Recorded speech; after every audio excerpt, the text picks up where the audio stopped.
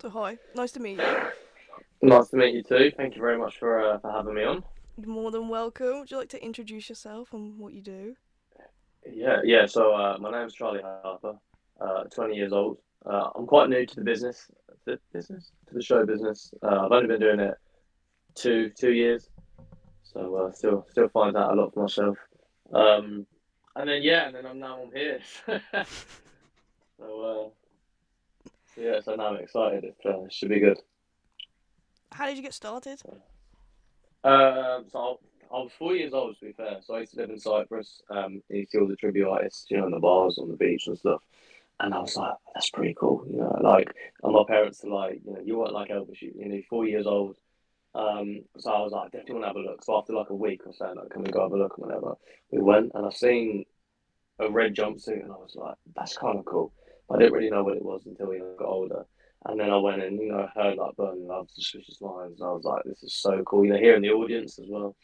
And then anyway, so we were moving out the summer. This was like the April time. I said, like, I want to be on stage. I find it cool. And he was like, you're 4 years old. Like, why do you want to do this? And I was like, I don't know, it's just kind of cool.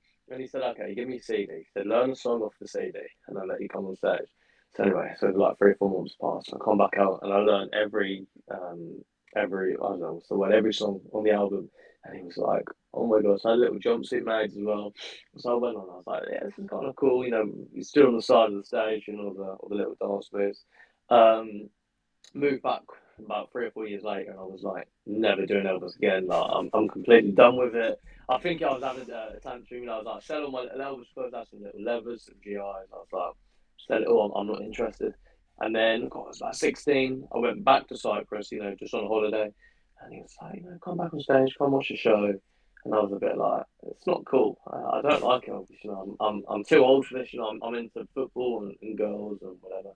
And then I watched 5 minutes of the show, and I was like, okay, I'd like to do this again. This is pretty cool. So like the next night, I went on stage with him, and you hear the audience, and I was like, yeah, this is the business. Um, and then and then I got to 16, so then it was 17, 18, just literally watching other films, watching other ETAs. I started, discovering Cody, Cody, Cody, Dean, Sean, all the big guys, and I was just like, that's amazing. Like, how's this a job, performing to 3,000 people? And then got to lockdown because I literally left college that March. I was trying to be a chef just because I like to learn how to cook food. Um, only for myself, so I can cook because I was an awful chef before. Um, and then I had literally nothing to do for like 6, 7 months. I was like, okay, I'll start watching Elvis. And then you see the guys, like charity gigs, and I was like, well, I've got nothing to do. I'll give it a go. Because I had like an Elvis shirt and my school trousers, and a belt, and I thought I'll whack it all together and I'll do a live stream for like 4 people. Started singing. I was like, this is kind of cool. People saying, oh, like you look cool, blah blah blah. I mean, I had stubble, I had short back and side. It wasn't a look. Now looking back now, I'm like, oh my god, what was I thinking? And then so I did one. That's pretty cool. And then did a couple others. Someone else said, come on my group and do it. There's like a couple thousand people in there, so I did that. And then it went from 4 people to the next one being like 8, and it was like 20, and then 25, and I was like, oh my god. And then I was getting nervous before because I'm like, there might be 50, 60 people, and it was mad, to be fair. I was just like in my front living room, and shutting the curtains, moving the sofas to create space. Um, and then we kind of come out, went back to Cyprus and did just a couple of things, on stage. I did like Poke Salad Annie, had a little slot in his show, did a couple of them just to kind of get that live exposure kind of thing. Um, did that for like 2 or 3 months while I did the chefing as well. So I was quite tired all the time. And then I come back in October, booked a birthday party in like December, and it was just like, oh my god, as a kid I've always wanted to do that for myself and be like, just to try it out. And I thought I'm either gonna love it or hate it. I'm not too sure which one it is. And I absolutely loved it. I was like, okay, I'll do another one. And then I did that, and I was like, it's quite fun, because I never really experienced it. And then my friend was like, come to the Europeans in January, and I was like, what the hell are the Europeans? Like, Didn't know what it was. Didn't know about an Elvis festival, and I just thought it was people online or people going to a show. So I went and I was like, this is massive, Like I remember walking in the showroom, it was like 400 or 500 people, and I was just like, how do people perform in front of this? This is crazy. Did the Europeans? I got to the final. Like, no one actually knows I've never said this, but I got to the final. I had no clothes for the final. I only had the semi-finals. I had to borrow some clothes. Um, the only that I had to pick three songs. The only songs I picked were the ones I knew. They're the only ones I actually knew. So I was like, that's how much of a newbie I was. I knew five songs literally all the way through that I could perform with the band, and I was thinking, oh my god, I don't know, and I did really well. Surprisingly, I was like, that's kind of cool. Like, I was on stage, I was like this holding the mic. There's a video, if you can zoom in. I'm like that on the mic, and I'm like, nah, it's crazy. And so no, the next month I did the Harbour Lights, and I won the non-pro, and it was just like, oh my god, like Wow. you can win stuff, and then anyway, so it kind of took off from there, and then did a couple festivals, not singing, just kind of going to watch the other guys, and literally just study everyone and what they do, and then like I say, I'm here, just kind of doing my own little thing now. So yeah, so it's been a mad journey. Sounds it. Yeah, That's it's been really probably short as well. one of the most interesting ones I've heard so far. Nah, thank you. But like I say, it's only really been the last years. It's kind of happened. You get some ETAs stuff. I've been doing it 25 years, or even 8 9 years. And I'm like, really? It's only been 2 years. It's such a short time from my first show to learning more than five songs to now doing, up and down the country. And yeah, it's kind of like overnight, it's just been like bam, and it's kind of scary at times, but I enjoy it. It's mad how it's all changed, like how it's all just come together. Yeah, no, that's the thing. And like we were saying, it's kind of like not overnight, but there was a period of like 2 months. Like this is now my full-time job. So it was like, I was doing sales, and it was like, 5 days a week. It was like 10 hours a day, and then on a Friday or Saturday, Sunday, I'd have a gig, and I'd be like, I can't keep up. Like I'm tired all the time. Like I'm doing two jobs, and then it just got busy, and I was like, I'll just go full time. If it doesn't work, I can go get a job. But if it does work, then like that's my dream. I'm living out my dream at 20 years old. It's not everyone gets to do it, but I was just like, yeah, this is cool, and yeah, I've never looked back since. To be fair, That is so cool. yeah. So Mad cool. yeah, so I'm here. No, thank you very much. I think it's so good though having like younger people on the scene because Oh, like definitely. for me, like you're my age, so for me Yeah. it's good to have people my age who don't look at you and be like, you like Elvis, you're a weirdo. All right, definitely. I mean, to be fair, like maybe once a week I'll do a gig, and someone will go, I thought he was going to be older. Is that your real hair? Are they your real sideburns? Because it's like that, they think of Elvis, they think of the 75, 76, 77 Elvis, and it's just like Elvis was a young, skinny guy once, like in the when he wore the leathers, he was like a 28 waist. It's like you don't think that's like what my waist is now, but you don't think that it's that small. You think of an image, but they only think of the Vegas. They don't think of when he's in the army, when he's doing the movies, when they only think of his 3 years, but really his career was what 20 odd years, so that they don't think of that. But it's nice, having the younger guys. You've got two or three other guys in the UK that are doing that are 20, 21, 22 that are doing the same kind of thing. It's nice because obviously nothing lasts forever. You've got older guys that are either slowing down or going, I've done the 70s, I'm going to move to the 50s, or I've done the 50s, I'm going to move to the 60s. It's like it moves that new slot. It's like a machine. They do that, and they go in and do that, and it's that's just kind of how the system works. And yes, it's mind-boggling to be fair. I've only just learned it now, and I'm like, oh my god, that's crazy. I didn't realize how much actually went on until because my first show was like April I went to see, and then I kind of just got like sucked into to going to Yeah. every show, and then I realized there was weekenders and festivals. Oh, it's mad. Like I didn't realize. I thought there was actually one in February, one in January, one in February, and then maybe one in September we've just done in Portugal, and then I was like, so there's 2 or 3 in January, there's 2 or 3 in February, 2 or 3 in March. It's just like there's so many like we literally can't go to all of them because we can't be in every place at one time. Where you'll get someone go, oh, are we seeing you here? And then we'll say, no, I'm at this festival. Like, oh, okay, we'll see you next week. Oh, I'm down here, and it's just like they're there, we're there, and it's like we're all over the place. It's mad, Are you doing? especially You're doing? Is it the Young Guns one? yes, it's so me, Lewis, Thomas, Joshua, did I say Lewis, and John Paul. So yeah, so that's in when is it? March time, April time. I don't know what it is. You might have to cut that bit out, I think but it's it's around then. Yeah. it's around that bit out, yeah. Because yeah, so I don't know. I should have probably learned my days, but yeah. So that's gonna be a fantastic show. It's 3 days of literally all the young guys doing it. We've got a house band coming in, so it's like so we've all got our like a specialist era. So like mine is kind of the early '70s. Yeah. So I guess we can all kind of showcase our best years because there's 4 or 5 of us, and over 3 days it's going to be like the best of the best. Not saying all the festivals are, but it's an all day and all night thing as well. So I'm looking forward to it. And I've got some new stuff coming as well for it, so I can literally have like a brand new show that I'm waiting to unveil it there. That's So gonna be so I'm cool. I'm excited to be fair. That is gonna be so cool. It's a new one, No, isn't it? definitely. I think they've just started Yeah. it. Yes, it's a new one. So we had the lighthouse. I don't know if that's still going on. But we were there, and there was a few of us young guys. And it's just like it'd be amazing because some things like that they literally come from a conversation and be like, how cool would this be?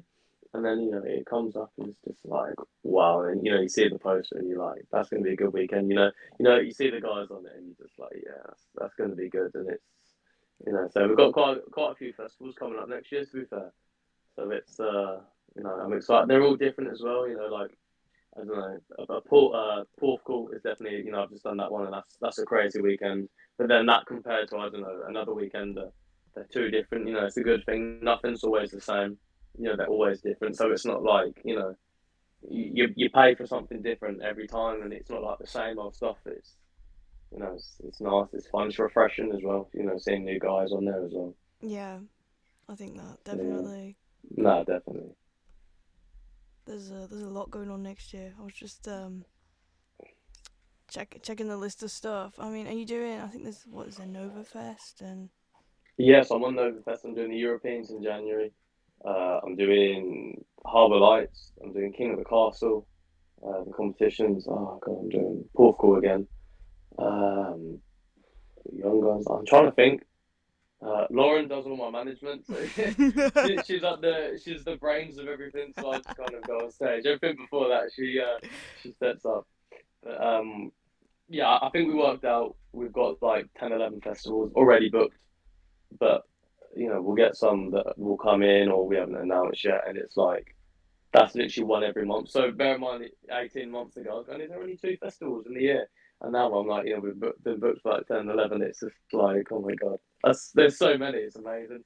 I'm working with such big guys because I'm still like the new kid in school. I'm like, I'm working with Bill Cherry next month, and I'm just like, wow, oh my god, like that's kind of cool, just stand there like with these that. big guys. Yeah, it's crazy because it's like that's cool. 2 years ago I was watching, thinking that's amazing. Now I get to share the stage with him. The same as Mario, his headline in Birmingham. I went to a show 2 years ago, and I was literally like fangirling. I was like, oh my god, this is so cool that I get to meet you. I was the biggest fangirl. You wouldn't know I was the biggest fangirl. I was fangirling and I went to see his show because he knows like a mutual friend, and he was like, "Come along, you love the ball all the time." I'm looking, I'm thinking, this is amazing. And then I did a competition in what was it March time, and we sat backstage, and I told him the story, and he was just like, "That's mad!" Like it's funny how time slips away. It was like it's in such a short time. I was like, literally 15 months ago. I was sat in your show watching you, and now we're together. Having banter together, about to go and compete. It's like I'd have never thought that was going to happen ever. Never mind in a 2 year space. Yes, it's Fangirling. crazy. You fangirl. I was the biggest fangirl ever. Up the front, wait for the scarves. Yeah, literally, I was like, oh my god. To be fair, we laugh about it. I'm like, could I go get a kiss? I don't know. Then maybe turn me away, but it would be funny. It would be funny. Would it be funny to see? Like, to be fair, one of my friends is coming over from America. They're doing this lot, and I'm like, how funny would it be if I was just at the front of the stage, being like, "Can I have a kiss?" Because then it's awkward for them and it's awkward for me, and I'm like, that'd be the funniest thing ever. You should So get a wig and ask Lauren to do your makeup for you. yeah, which she does do she does do my makeup sometimes. If I'm in a rush, she's like, "Bam, gone." Where I like to take my time. I like to take at least 45 minutes to an hour, just to make sure it's right, and then probably redo it, and then probably redo my hair, and then redo my makeup because it's never right, and then I run out of time. Me too. So the biggest diva when it comes to makeup because I can never get it right. It never looks the same as it did yesterday. It never does. And then one day I'll get it, and I'm like, yeah, that's good. And then I wash it off the next day, and I'm like, rubbish. Don't Yeah. like it. And then you're like, can I just like copy my face and then keep it and then put it back Yeah, on?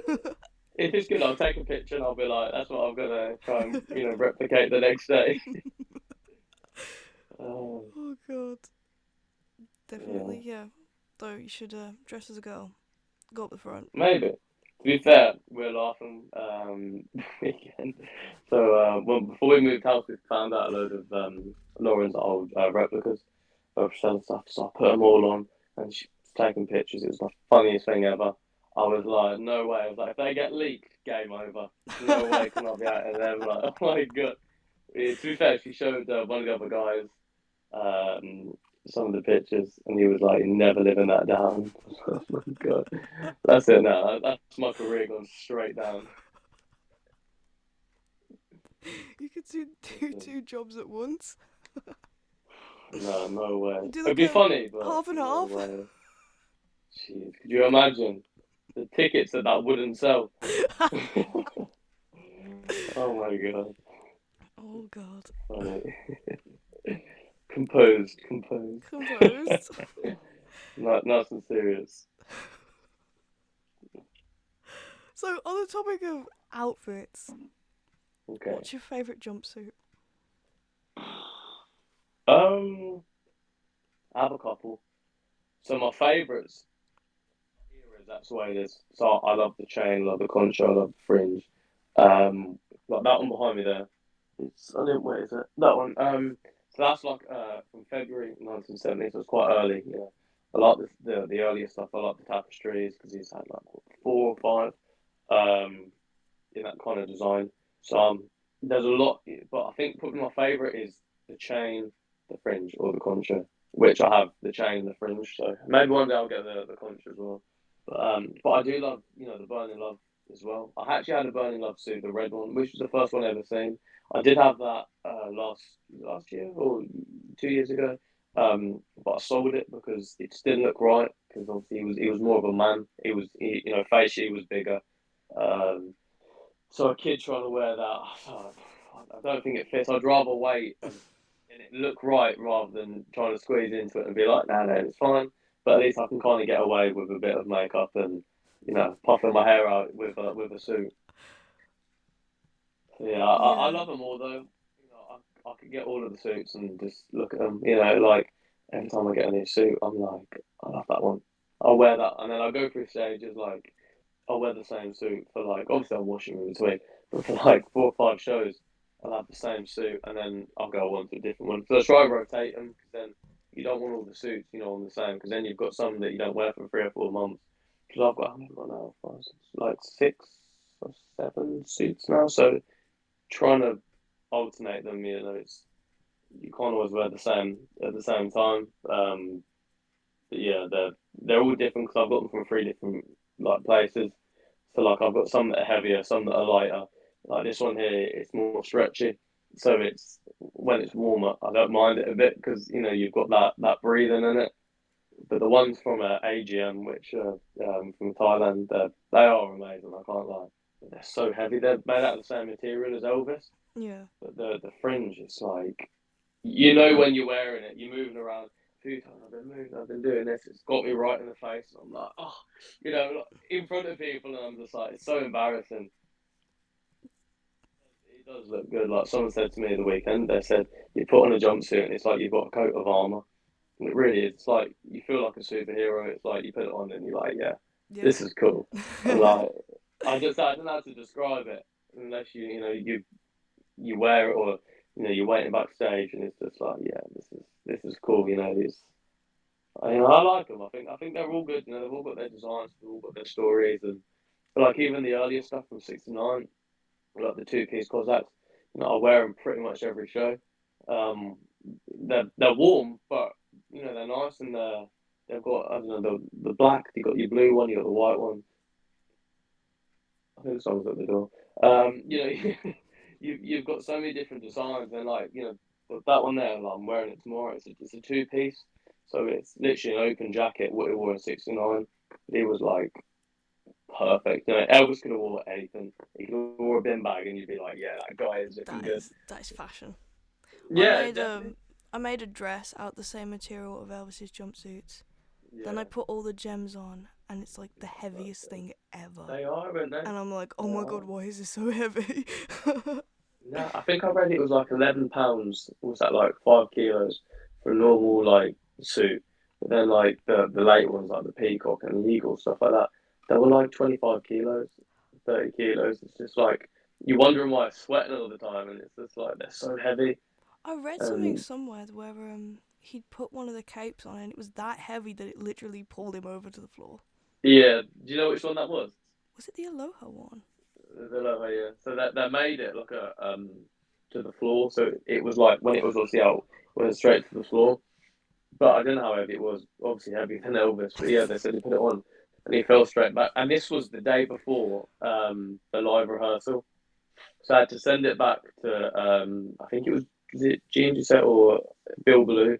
I think it was Bill Ballou, they said, and they had to get like it was like a waist to his bum or whatever it was. That cape that he did, they had to get it in a day. So I'm saying Oh. obviously how long they take. He had to get it in actually 24 hours and then send it back to Elvis in time for the show. And then he threw it out in the audience anyway. You can't fault that.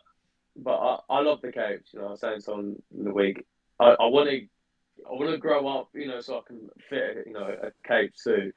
But I'm like, they look so cool. Just at the end, you put the cape out, they look top dollar. They look like a superhero. I like the I don't know what the suit's called. It's black with like gold studs on. The butterfly one, where they kind of come up like that. I think so, and it's got the cape to match. Yeah, 'cause it's got like gold on the inside. Yeah, that one's Yeah, so that is kind cool. of cool. Yeah, that kind of like set in the suit because he had the pinwheels. So he had the white one. He had a couple black ones. Not just the butterfly one. He had the blue one. That was like the Elvis on tour. Them kind of suits, they're so cool because obviously they've got the designs down there. They're all different, but the same. It's they're cool. And have you seen the pictures of when they're like Graceland? They're so the waist is like that big. It's Yeah, like it. This is why it frustrates me sometimes when they go, oh, 72, 73, Elvis was fat. It's like his waist was like a 32 inches. It's like that's so skinny. I can't get my head around it. It's only on a later year when he put on a bit more weight. But even Aloha, apparently, I only heard this the other day. They made his Aloha suit to what they thought he was going to get, and he lost more weight than they thought, and it was too big. So I think it's fever when he opens his suit. He opens it like that, and does the mic. And they were like, yeah, he lost too much weight, but it's like his waist is like that.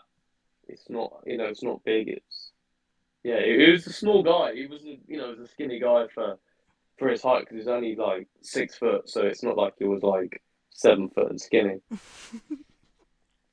So yeah, someone said that to me the other day about when you go to Graceland, you don't realise how thin he was until you're standing looking at the yeah. jumpsuits. No, definitely. I mean, I've seen the exhibition that comes to the O2 like 2 or 3 years ago, and I was like, they're smaller than I thought. Because you think of Elvis as this image, was like 10 foot tall and big, but really it was a guy. His shirts were like a medium to a large. You think that's my kind of size, and really, some of his stuff like the '68. his measurements and mine are the same. Like his chest, his waist, like even his arm. It's like his jacket would have fit me like it would fit him, and it's crazy to think that you look at that up in a case and you think that's big, but it's not. It's he was a normal guy. You forget that. I don't know his jackets that he'd wore, not like, as much as jumpsuits, but his jackets, his trousers, he'd wear on a daily basis. Like I'm wearing my tracksuit, or like I'm wearing my trainers. But it's that was a style back then as well to wear a high collar or a pleated jacket. But that was fashion back then. Obviously, he had his twist to it. But it's yeah, you think of him as this big character, but really he was a normal guy. Like he still went home when he was at home. He still had dinner. He still was in bed. He still showered the same as us. He still was in a bad mood. When something didn't go wrong. He was a normal guy, which is mad because I don't know. You think of him as this massive superhero. Like I seen the discussion the other day. Someone said, "Well, Elvis never swore. Elvis was never like this." There's so many recordings where he's swearing, and you just think, "How is he getting away with that?" Like, it's so mad to think that he was a normal guy. Like if he was on this podcast now, he'd be having the same conversation. Probably is going. I went to the shop the other day, and yeah, I've seen this. You wouldn't. He's just a normal guy, and it's there's interviews where he is goofing around, and that is him. Like I don't know if you've seen it, that before he goes on, that's the way it is, and he's Yeah. nervous. And he's like that. He's got a pen, and he's like flicking it like Yeah, that. It's he's like, like I'm eating dinner and I'm like poke salad at it. yeah, yeah. But it's like he still had that nervous energy. He was a weird guy. He still did that weird stuff, and it's like that's what we do if we're nervous or if we're.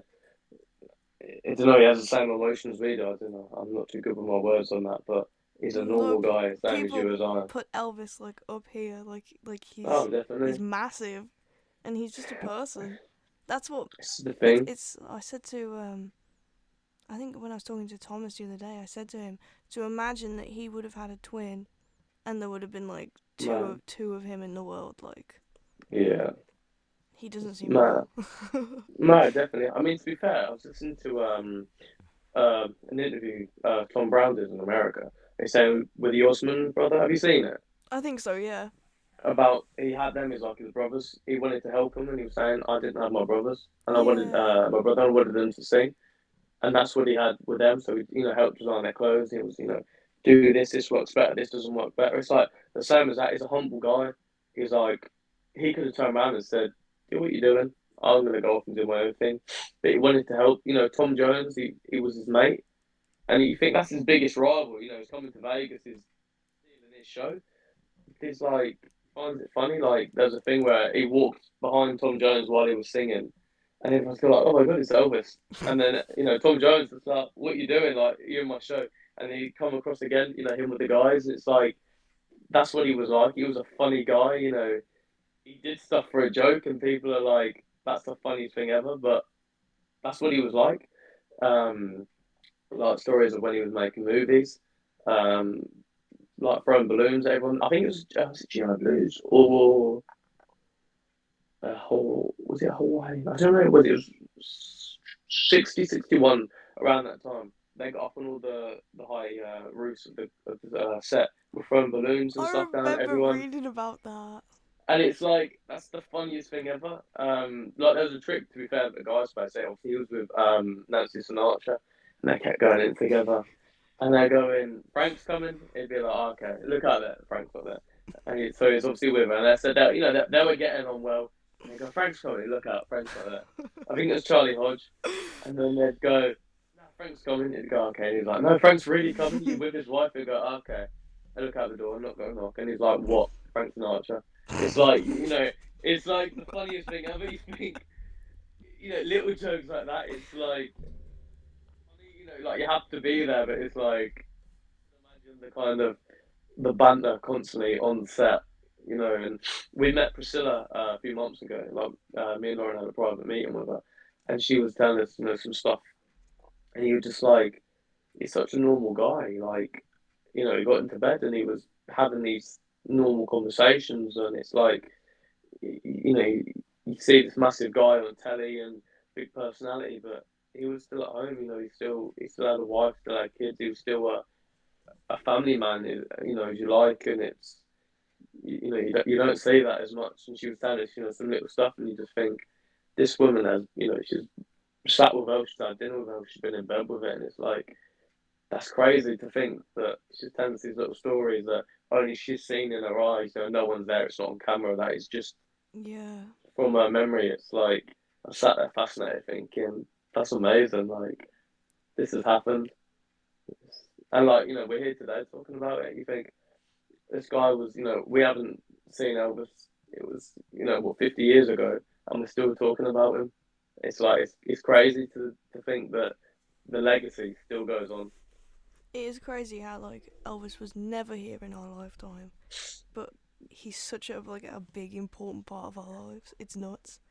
Oh, definitely. Like and his biggest fear was not being remembered, and when he said he did the films, he was like, I've got nothing to show. I want to make a serious film, and it's like, but now, the film's not my favorite. There's a couple in there, but you think, all the films are amazing. His songs, his concerts, or they're still releasing new albums now.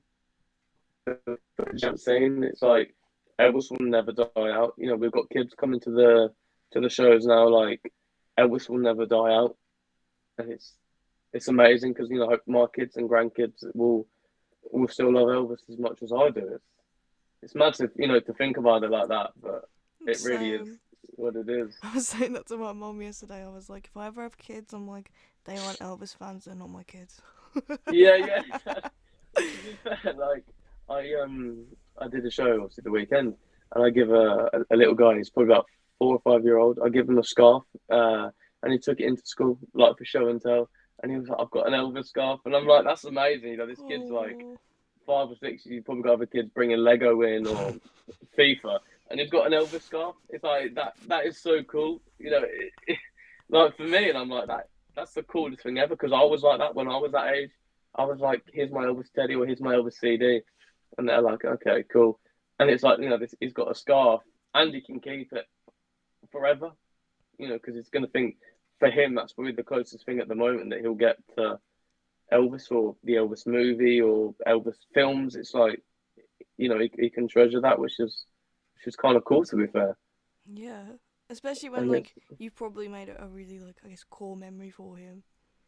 that's the thing. Like I know it's all fun and seeing all the crowds and stuff, but it's things like that that I'll never forget.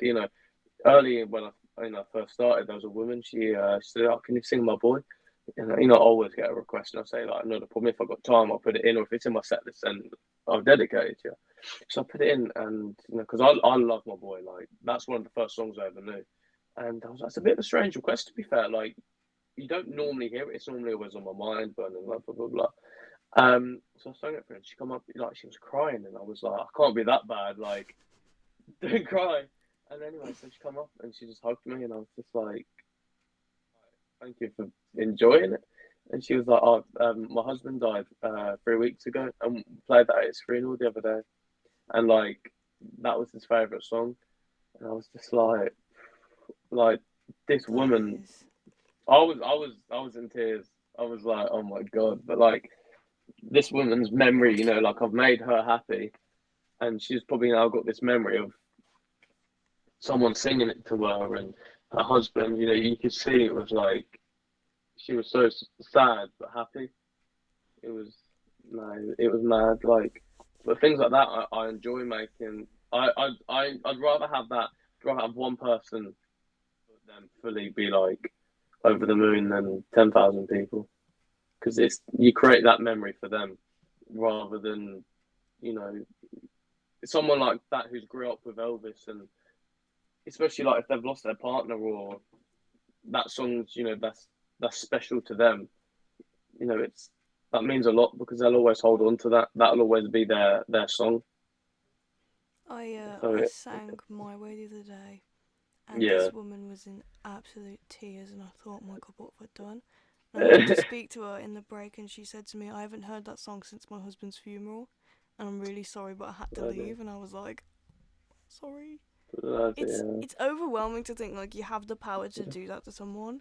oh, definitely. Because I feel like I'm the biggest like jokester and the like I'm never serious, and I think for something like that.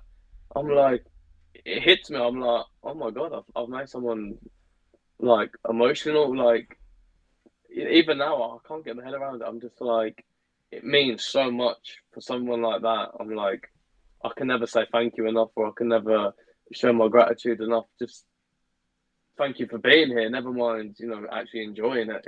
Yeah. It's a crazy thing, to be honest with you. It's crazy But to think like people, well, when I started like singing and stuff, that people actually enjoy listening to you sing, and oh, then the definitely, reaction because they give you, it's like I'm doing that. It's really cool. yeah, like I can't even listen to myself back. Sometimes I'm like even now I watch some videos and I'm like, nah, that's not me. Like no way. But then I'll do a song or get a standing ovation. I'm like, for me, like really, like oh cool. Like it is mad. Or like at the end of the show, you got the big at the end, and then you see people standing up, and I'm just like, wow. Like I get this feeling. I'm just like, that's amazing. It's like I want to come back, or I can't wait for the next one already. It's a mad feeling. That like I don't think unless you're a performer or you're in that kind of industry, then I don't think you can explain it to anyone. It's I like the don't think you can feeling replicate it. of you could just go all night after that, like Oh, keep definitely. going and going. Oh, and it's you're excited for the rest of the night, especially on a good gig. Driving home, just like this is it. This is what I do it for. For people like that, and yeah, I love it. I'm like, I can't wait for the next one. And that's what it is. That's why I enjoy doing it, and because it's a job. It's such a privilege to do that all the time. You know, it's I don't know. It's like that kind of drug that you get that, like I said, unless you've never been in it, you can't explain it. It's just the adrenaline of performing. No, definitely, definitely. First song is always the worst song. That's Oh, when that's you're the on worst. stage and you're like this, and then you get into it and you're Always. fine. No, that's the worst. I'm always backstage. I'm like this, like say the weekend we did it. It was it was a decent room, and I was so nervous. I could hear them. Geeing them up, and I was like, oh my god, that's amazing. And then I walk out, and I'm like, oh my god, like this is amazing. And then you sing the first song. Soon as that's done, I'm like, okay, I can not relax, but I'm like, I could breathe. yeah, I know where I am a bit. But always the first, it's even, if I do a second set, I'm like, I don't know what I'm playing with. You've got to feel the audience and work out what they're going to like or who's there. And there's so much stuff going on in that first 2 or 3 minutes just to realize, okay, now I know what I'm doing. Or, like I said, the different venues, different, like, I don't know, that the layout might be different because obviously you see it before you do the show and it's kind of empty and it's just like, this is it. But then when you go back and you see so many people there, you're like, this is crazy, and sometimes you can walk out and you're like, yeah, this is going to be a crazy gig. It was like that the other day, and I was just like, okay, I'm ready. Like the Red Bulls kicked in, I'm fully ready now. Like, let's go to work. So it's a crazy one because I love all the fast ones, stuff like Suspicious Minds and Poke Salad, Mystery Train Tiger Man, stuff like them. I'm just like, these are my favorite songs because I don't like to stand still too much. Yeah. I don't know if it's nervous energy or what it is, but I'm always moving or my leg or someone says you move too fast, but I'm like it's that energy, and I'm like I just want to get it out, but I don't know how to in the in the ghetto. How even just a little movement because I'm enjoying it. I'm doing what I enjoy. I'm So just yeah. I'm just imagining Poke Salad Annie moves to In the Ghetto right now, and Oh, I've probably done stuff like that in the living room where I'm just like, yeah, that's not cool. That's not a cool look, but try and because it is a show and Elvis, it wasn't like slow, but if Elvis did a concert now or a tribute did the same to Elvis, he didn't move a lot. Where you have to jazz it up because people on that show they want it to be like wow, so you have to kind of do that extra 10% or 20% than Elvis did, so they can kind of get that feeling because they want to have a good time. So, like I say, some songs like My Way or stuff or Trilogy, you can't move too much. But when it is Mystery Train Target, you can give it a bit more Suspicious Minds. You can give it that one more extra because it's like that's what they want to see. That's what they've come to see. That big song, that big one where they go, yeah, this is cool. And then that's what they'll remember on the way home as well. They go, oh, remember when he did this song, or remember when that it was energetic. He didn't look bored. He wanted to be there, and that's kind of what you do it for. Yeah, definitely.